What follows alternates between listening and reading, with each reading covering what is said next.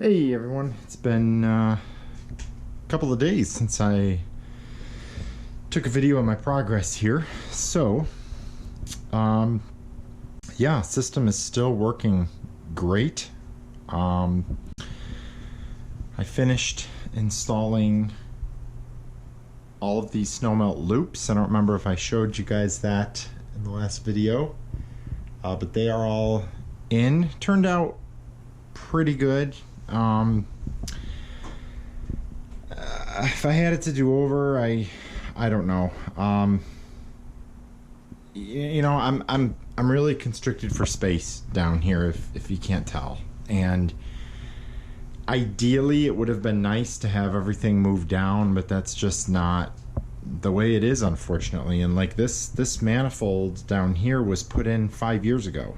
I mean, this is got the basement and the garage. The basement was installed in 2011 and the garage in 2010. And then those loops were here. And then in 2015, when we built the addition and I built these walls, I bought that manifold so I could keep air pressure on everything. So, I mean, when I built this, did I know that it would have been better to have it there instead of there? No. So, anyway, it is where it is. And it worked out okay, I think, here. This was a little tight, and I did get some insulation in there, hopefully, so none of these pecks rub on there. And I originally wanted to bump this manifold out on a couple of 2x4s and run this PEX behind it, but that would have put me way out in this. And as you can see, I'm crammed for space here. I've got to get 2 more 3-way valves in there, and then 3 pumps in here, along with the whole supply header, the supply shutoffs, the check valves. So this is going to be tight, and there's really nothing I can do about it down here. Putting stuff on inside walls. All of this stuff. This drain pipe was put in 2011. That pit was put in 2011. The water line was brought out there in 2011. So this stuff is here, and it has to be here. Would it have been nice to mount manifolds over here, or maybe a heater or 2 over here, and then plumbed everything? Yeah, it would have, but I just don't have the room down here, unfortunately. So anyway, I got that all in. I'm happy with it. I think it'll be okay. The plywood turned out nice. I still have a couple more pieces to fit in down there. I tried to do it all as one piece, and there was no way. I mean, trying to get that plywood back in here behind this, and it just wasn't happening. But as you can see, I scribed it pretty well around pipes and things, and turns out on a 7-port manifold, the bolt pattern is almost 16 inches on center. It's just shy. So that was perfect. I could lag these right into the studs. Gave me this perfect opening. I did route the back side too, so there's no sharp edges here. Same thing down here, no sharp edges on the back side. So it might make a little noise when it comes on. I don't know. I've heard this oxygen barrier PEX with this shiny coat on it likes to make noise, but whatever. I think I'm nitpicking here. Oh well, we got to deal with a little bit of noise, and we don't have to shovel the driveway. I mean, boo-hoo. But anyway, got this piece on yesterday. I'm pretty happy with the way that turned out. Reason I did that was because I originally was going to bring the shutoffs and the copper supplies and everything off of this side of these two, and now that I have these in, and I still have to do 90s, and actually the return I've got to bring out and up because it won't clear this. Why they did that, it's beyond me why they couldn't have made this bracket another 1/4 inch or 1/2 inch deeper so that when you put a 90 on here, a 1-inch 90, it clears this one. Because right now I dry fitted it in and it doesn't. You bring this up and it will hit this. And it's like, really? So I've got to come out with some 45s and do some fanciness to get up. So this is the return. This is not soldered in. This is, I believe this valve is going to sit right here, just like this. I got fancy here with this little 90-degree valve, or actually may bring it out back here instead. But so this return is going to go up. Unfortunately, it can't go to the ceiling because it'll hit the gas line. So it's going to turn, and I'm actually going to keep it low enough to get a 1-inch line above it, or I'm sorry, 1.25-inch line above it, so that 1.25-inch return will come over here, it'll turn, it'll go down, and then it'll go into my 1 by 1 by 1.25-inch T. So the supply will be 1 inch. It'll go up to the T, it'll do an elbow over. That'll be tight to this because that's gonna be way out here. So I'll have plenty of room to get that up tight. So yeah, so my plan for these is, this is Street 45 I just got today, and actually I'm really surprised at how loose that is. I don't know what the deal is there, but anyway, so what I'm going to do is 45 this straight out and then put my T on it, which will be my supply. Okay, so then from my supply I will go up and mount my pump, and then up to the, and get that in. The 90-degree at the top will have a bleeder on it just to help get the air out of that loop. Since when this is closed, when this valve is closed, as in it's not picking up heat. So the way these are going to work, I don't know if I ever explained that. These are 3-way valves. They're full port ball valves, so they have a high CV ratio. So these are 120 volt, and they're going to be actuated or controlled by the aquastat that's on the return line. So when the return fluid coming back from the Snowmelt hits a certain temperature, drops down to say 50 degrees, which will be set with a digital aquastat that looks just like this. Okay, when that hits 50 degrees, let's say, it's going to say, okay, I need heat. This valve is going to slowly open and allow the return glycol coming back from the Snowmelt to go into the return header, through the heat exchanger, back up through the supply header, and out to the supply PEX. Okay, so it'll pick up heat. It'll also tell this primary pump to turn on, which will turn on the heaters and get that loop hot. Okay, so then once that's satisfied, the aquastat, you know, let's say I do a 15-degree differential, so at 75 degrees, once we hit 75 degrees coming back, it'll say, okay, I'm good. The aquastat will turn off the power.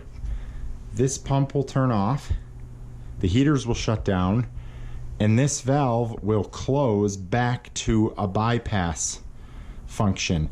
This pump up here that controls the Snowmelt loops will stay on all the time. As long as the Snowmelt is turned on by me on my smart home system, I can turn this switch on remotely. As long as that's on, power will be provided to this outlet, which I will wire over, and that pump will be on all the time.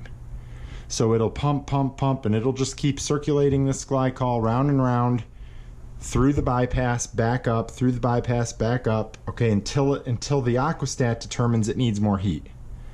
And when it needs more heat, the aquastat will come on, it'll open this valve, it'll then shut this off and tell it to go get more heat. The heaters will be on, the primary pump will be on.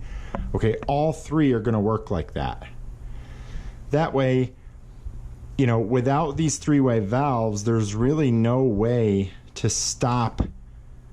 If only one zone is on, okay, but the Snowmelt's on, the Snowmelt's always going to be going through the heat exchanger. And this pump is going to be on if, let's say, this one needs heat or this one needs heat. So you could be dumping heat into the Snowmelt or into either one of the house zones, even though it doesn't need it. And that's a problem. You know, if you got that Snowmelt on and you just fired it up, there's a chance that could be on for an hour, hour and a half, 2 hours while it's melting the driveway, or longer initially. And if these other two pumps are running, and there's really no way to stop them from picking up more heat from that heat exchanger, you know, you could have 130 degree water going through this PEX, just going, and you're gonna smoke people out of these rooms upstairs. So these two pumps that go on these two zones are variable speed pumps. They're the Taco Viridian VT2218 pumps, so they're delta T pumps, and they will be on continuous as long as the radiant switch is on. So when this switch is on, same concept. It will apply power all the time to these two pumps, okay? And then as these zones cool down, as set by the aquastat, each of these two zones will also have digital aquastats. It will turn on a three-way valve, a much smaller one than this, and it will allow that zone to go get more heat. It will also turn on the primary loop pump, you know, and pick up more heat. So that's kind of the way I designed this. We'll see how it all works out. I can play. The cool thing is I can adjust this really, I mean, infinitely. I can adjust. The only thing I really can't adjust at this point is the temperature, the supply temperature going out into these zones, because it's going to get what it's going to get from these. I really need to set these at 140, which is what they're set at right now, is 140. And the reason I need them at 140 is for my domestic side of things. I need that 140 to get that tank up. I could go higher, but you know, I don't know if I want to go lower. I mean, maybe I'd have to play with that, but right now 140 seems good. The problem is I got a 100 plate heat exchanger in there, so there's a chance that this could suck quite a bit of BTUs out of that. So it might not take long to get 90 degree, 100 degree water going through these zones and for them to turn off, for them to be satisfied. So I don't want it short cycling the heaters though. I don't want them coming on and off and on and off all the time, you know, 10 times an hour. That would be bad. So if I notice that initially, what I'll do is change the differential. I can change the differential on the aquastats for the return. I can also change the differential on these two pumps, because these are delta T pumps. So I can set, you know, I don't want to mess with those. I'm probably going to set the staple up at like a 10 degree differential and maybe the slabs at like a 20. We'll see, because the concrete holds heat a lot better. So, but if I notice that the radiant zones, the staple up zones are really, you know, they come on, they turn off, they come on, they turn off, I can start to bump that differential up on the pump, and that will, you know, that the pump, all the pump is trying to do is that's basically saving you money from pumping. So, you know, when it's not needed, when the supply coming back is close or within the delta T you set, so it's within 10 degrees, those pumps can slow right down to exactly where they need to be. Okay, and then when all of a sudden that aquastat opens up that return, and these pumps see all of a sudden now I have 130 degree water coming in, the pumps are going to speed up to get that water through those zones. Okay, and then until the aquastat is satisfied, and then it'll turn them off. So again, we'll see how it all works out, but the whole reason for that whole story on how this is going to work is when these are in bypass mode, there's really no air elimination. So when they're picking up heat, they'll hit that spiral vent, which will eliminate the air in the system. Okay, but if they're bypassing, there is no other spiral vent. Each of these have air eliminators on them.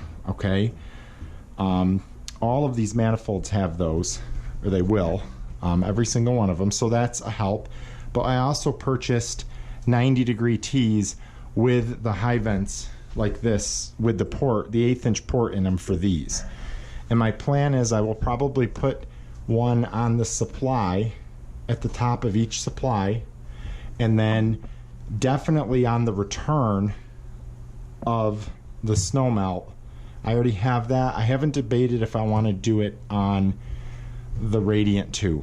I might. So the concrete slabs are going to be one zone, okay, and the other two staple up zones are going to be the other, or manifolds are going to be the other zone. So because they'll get the same temperature, and I did all the calculations for the flow rates and everything, and 1 inch should be fine for both of these. Same thing, 1 inch is fine for these slabs.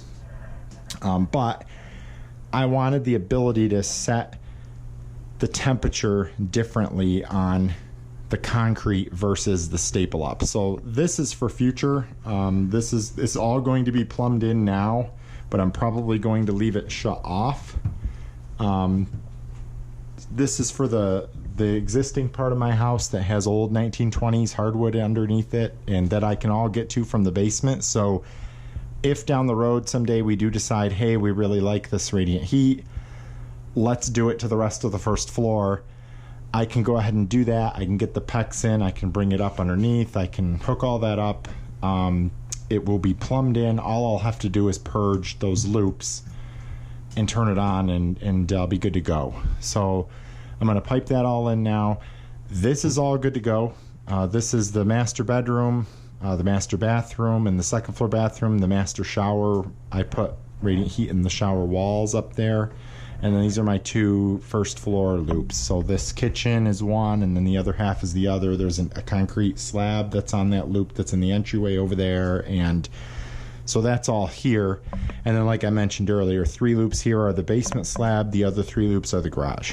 So yeah, I'm getting close. But anyway, I had to put this plywood in because I originally was going to run these out this way. There's no way I'm going to have enough room to do that. So these are going to basically be set up identical to these. The air elimination and purge stations will all be on the right. Everything will come out on the left.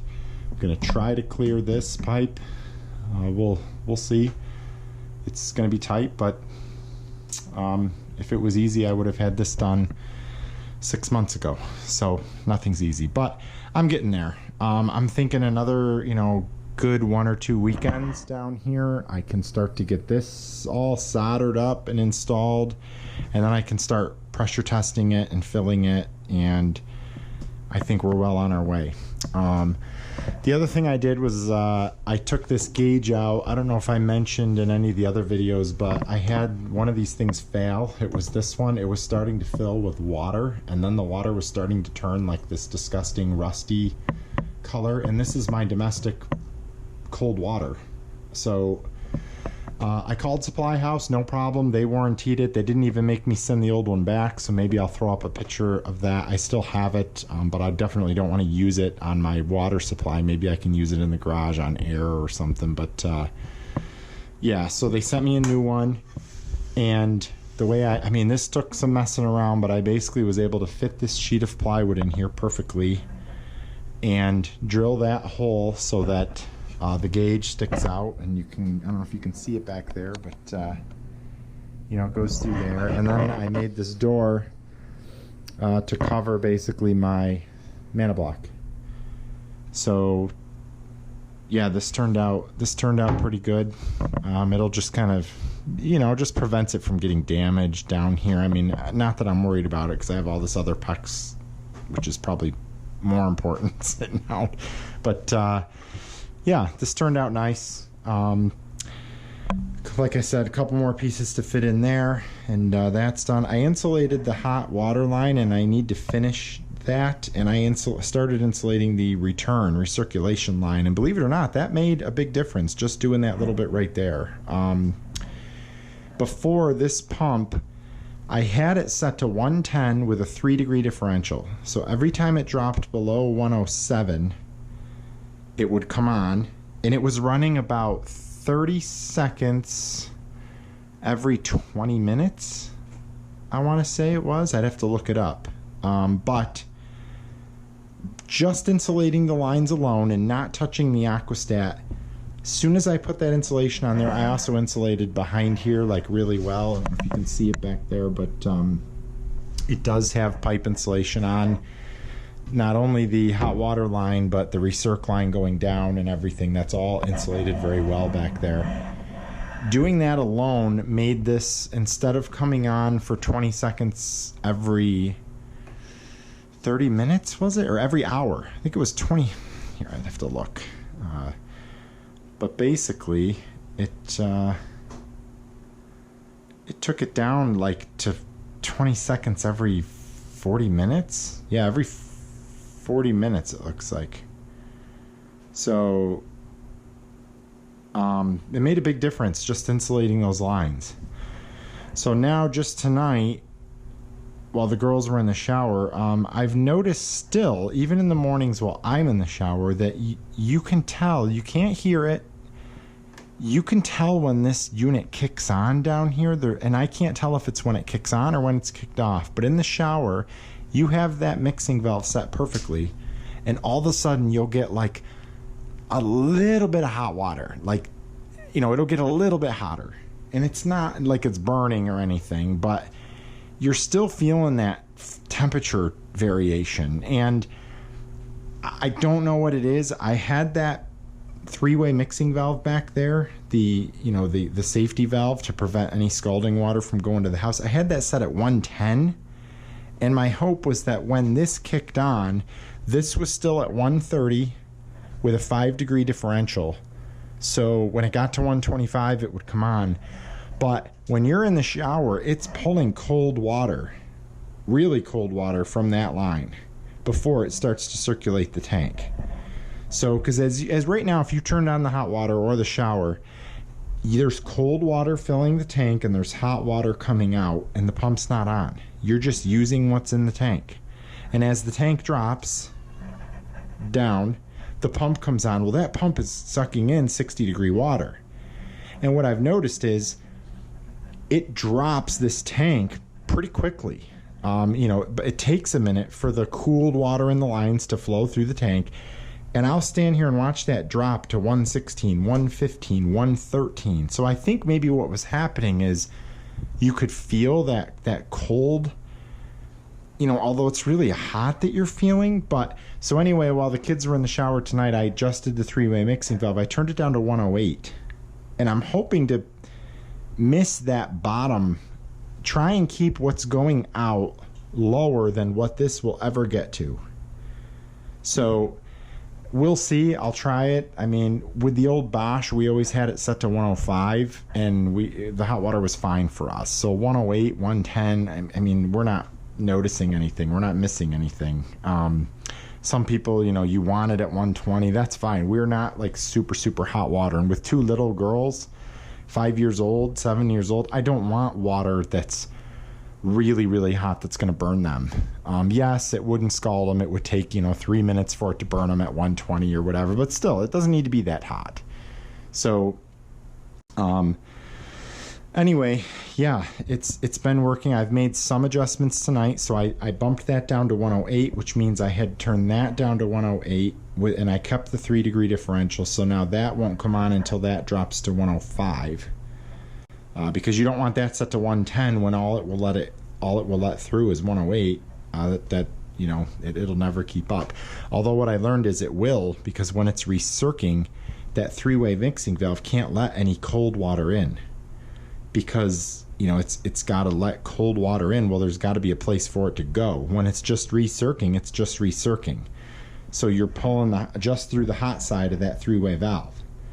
And for a while, it took me to figure that out. It's like, why isn't this mixing down? Why is it reading 130 degree tank water getting through that line when I have the three-way mixing valve set to 108? And the reason is, it can't let cold in to cool it off, because there's you're not letting anything out. You're just recircing. In order to let more cold water into the system, you've got to have a faucet on, or you've got to be getting rid of it somewhere. And when you're recircing, you're not. So that valve is going to be warm.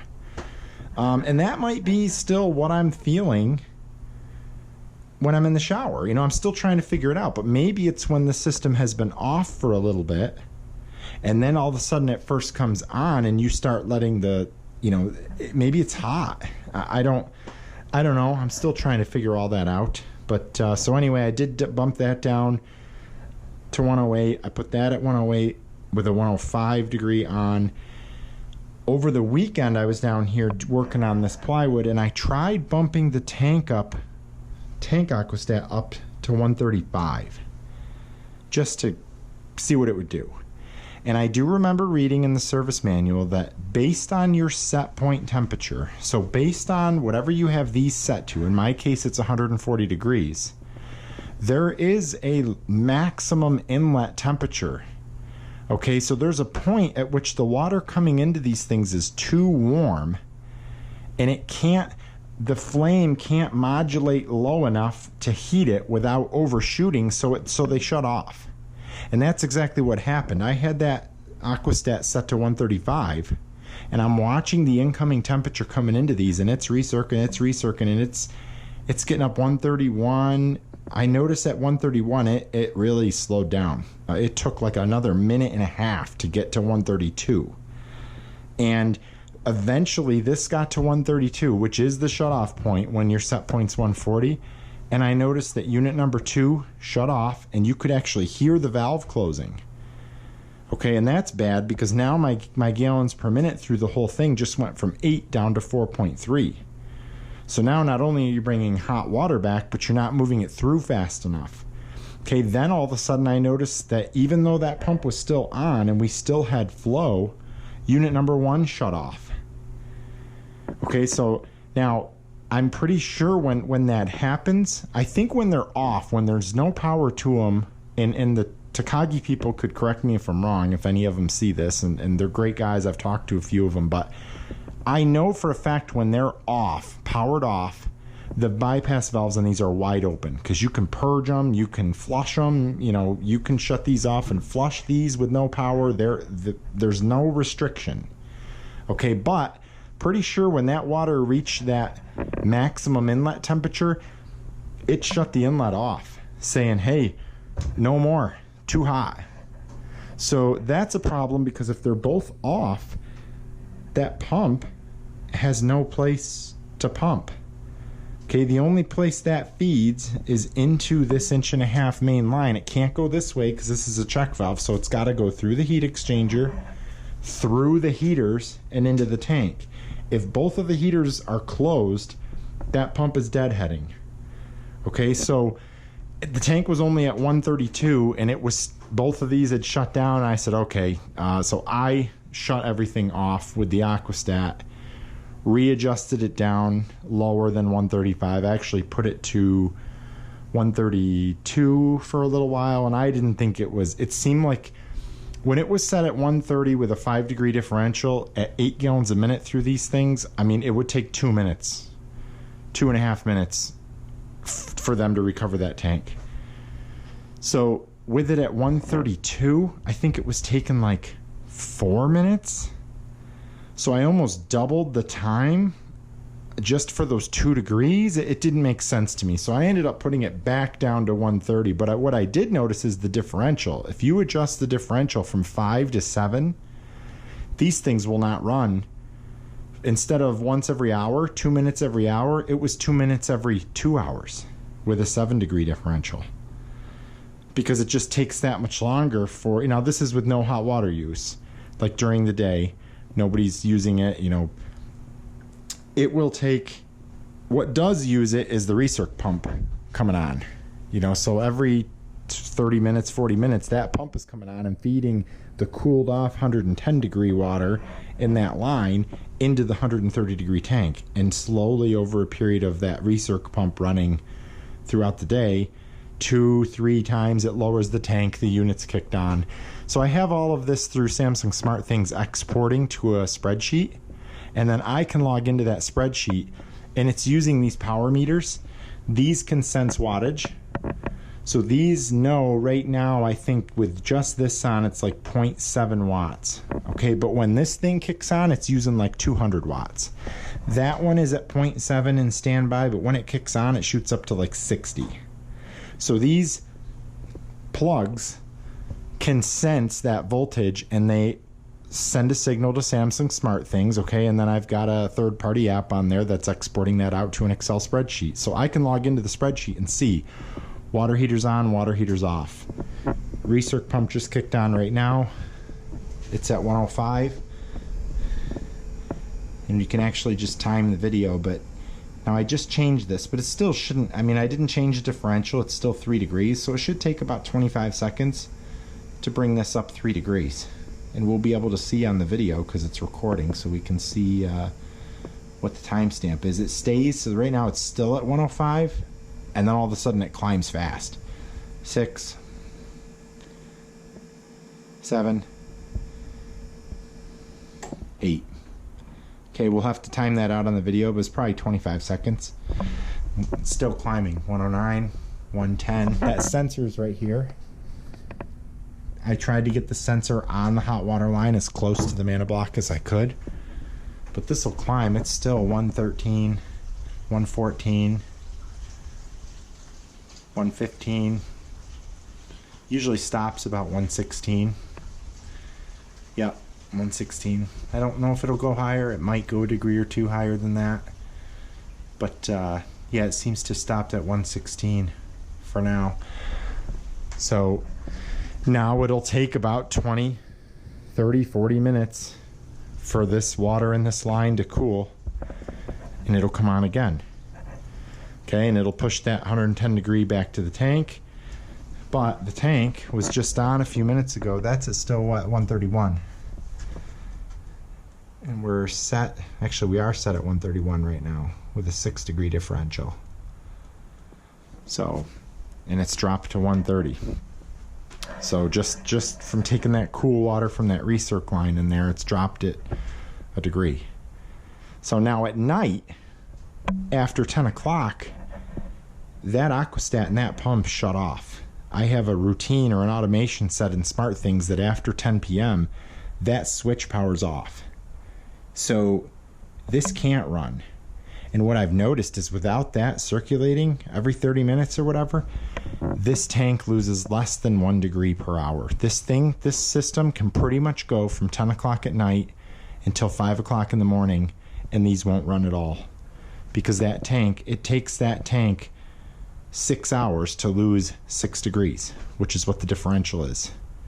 So the tank is extremely efficient. If I could insulate a lot of these piping, which I still might, I think that would save a lot too. But yeah, the tank is extremely efficient. It holds heat very, very well insulated. It's the recirc pump coming on and off that kicks the unit on throughout the day, you know, every hour and a half. I think with a 6 degree differential, I'm at about every hour and a half it comes on for, and I think at 131 it runs for like 3 minutes. I think that was the happy medium. At 130 it was taking 2.5 minutes. At 131 it was taking 3 minutes. At 132 it was taking like 4 minutes, because it just, the incoming water gets so hot that it really just can't move it through, you know, it can't heat it because it's already hot. So yeah, you know, during the day, once everybody goes back to work and goes back to school, I will probably program that switch to be on a routine, another automation, to where it will turn off during the day when nobody's here. That will also stop these from running. But right now with COVID, you know, the wife's working from home, the kids are home, so it's nice just to have that hot water pretty much right here, right where that T's in back there, all the time. You can turn on any faucet in the house, and you've got, all it has to do is purge the hot water in that little 1/2-inch PEX line. It takes 8 seconds, no matter where you are in the house, to get hot water. Like, you turn it on, and it's right there. So, but yeah, sorry, this quick update turned into a hugely long update of me rambling about the system. But if you're following this and you're interested in how it all works, hopefully that helped explain it. Next steps are going to be getting this in. I will probably start with the Snowmelt loop. I'll get the supply in. I might do all 3 returns first. I'm actually thinking about doing that just because the supply is in front of everything. So I've got this one here. I might run a 1-inch up to my next 3-way valve and my next 3-way valve. I am going to have to stagger them because there's just not enough room here to fit them. Originally I wanted this to be 90 degrees, and then this on a 90 would have been into the path of this next one. So it's like, I mean, I just don't have the space here. So I 45'd it. This will come out on a 45, so it's pretty much coming straight out, and then my supply will tee in. So, but what I think I'm going to do next is get my return into my 90. Okay, I'll probably do these other two, get those in, get everything fastened to the wall, get them all soldered, get all the returns in. Then what I'll probably do is start to build the supplies in front of them. Okay, so the returns I really can't change because these valves are setting where they're going to go. Boom, boom. And it should fit.